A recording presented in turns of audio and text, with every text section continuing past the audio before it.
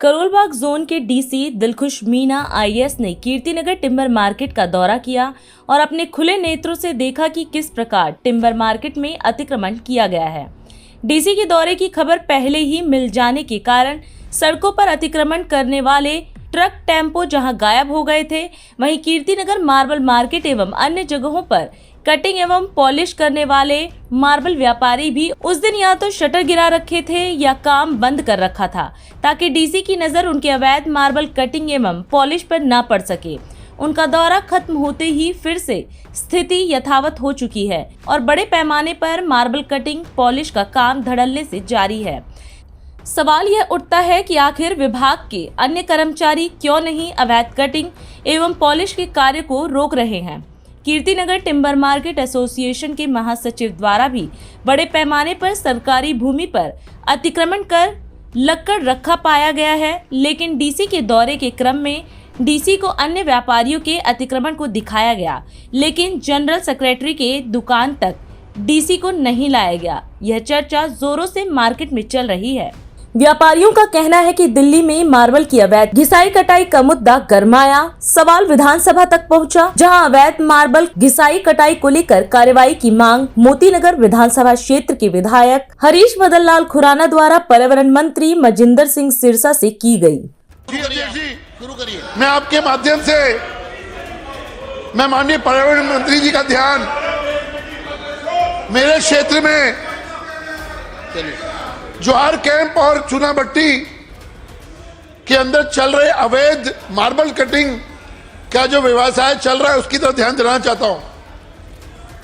अध्यक्ष जी, पिछले कई वर्षों से जवाहर कैंप और चूना भट्टी की सेवा बस्ती के अंदर अवैध रूप से मार्बल कटिंग का धंधा चल रहा है और जिसकी वजह से वहां पर गंभीर पर्यावरण के दृष्टि से बहुत तीखे कहते हैं ना कि रिजल्ट आ रहे हैं। बच्चों को, महिलाओं को उनकी वजह से कण कण उनके सांसों में जा रही हैं।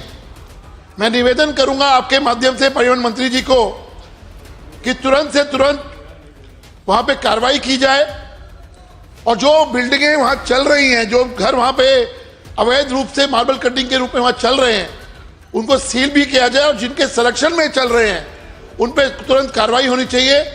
मैं आपके माध्यम से पर्यावरण मंत्री जी से ये गुजारिश करूंगा कि ये एक्शन तुरंत होना चाहिए ताकि पर्यावरण से जो समस्याएं उत्पन्न हो रही हैं उस क्षेत्र के अंदर वो दूर हो सके। उससे पूर्व ग्रैप 4 के दौरान पर्यावरण नियमों के उल्लंघन को लेकर 7 दुकानदारों पर कार्रवाई की गई थी, लेकिन सवाल यह उठता है कि क्या इस कार्रवाई से मार्बल व्यापारियों पर कोई असर पड़ा है।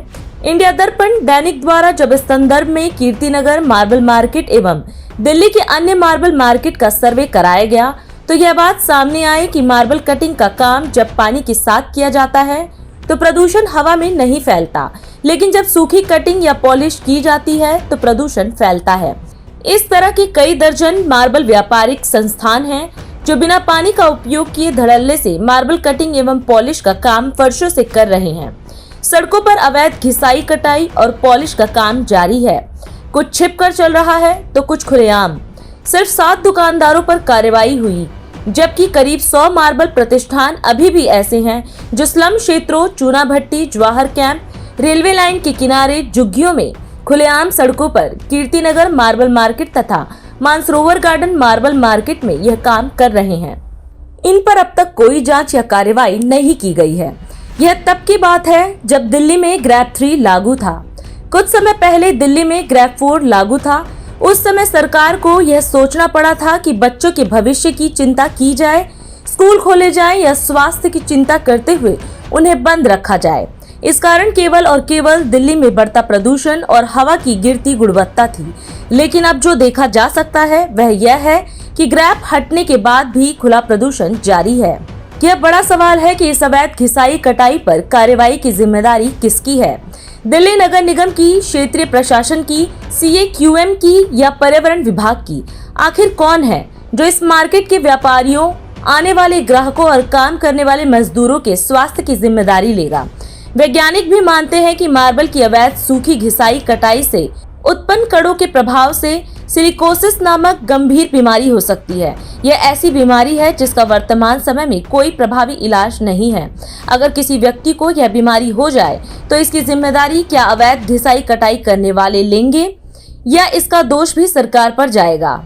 जब आज ग्राहक और आम जनता की जान खतरे में है, मजदूर ही नहीं बल्कि व्यापारियों का स्वास्थ्य भी खतरे में है, तो इन 100 से अधिक दुकानों पर कार्रवाई क्यों नहीं हो रही? जनता की मांग है कि यदि कार्रवाई हो तो पूरी हो और जनता की सुरक्षा से कोई समझौता ना किया जाए।